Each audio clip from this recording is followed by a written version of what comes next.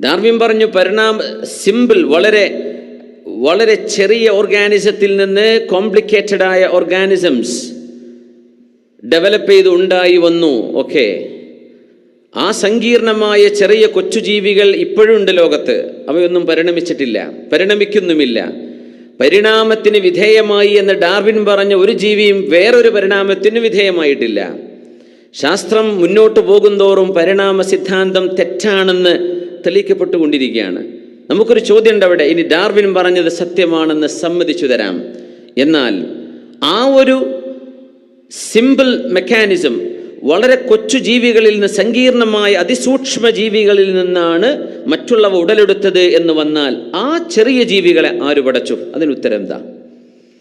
പ്രപഞ്ചമുണ്ടായത് big ബാങ്ങിലൂടെയാണ്, മഹാവിസ്ഫോടനത്തിലൂടെയാണ്. For the sake of arguments let's agree on. Okay, അതാണ് ശരിയെന്ന് സമ്മതിക്കാം. പക്ഷേ ആ ഒരു മഹാവിസ്ഫോടനം എങ്ങനെ ഉണ്ടായി? അതിൻ്റെ കാരണം എന്താണ്? കാരണങ്ങൾക്ക് കാരണം വേണം. അങ്ങനെ ഒന്ന് അവസാനിക്കുന്നിടത്തേക്ക് എത്തൽ നിർബന്ധമാണ്. അപ്പോഴേ മനുഷ്യബുദ്ധിക്ക് കാര്യങ്ങൾ ഗ്രഹിക്കാൻ കഴിയുള്ളൂ.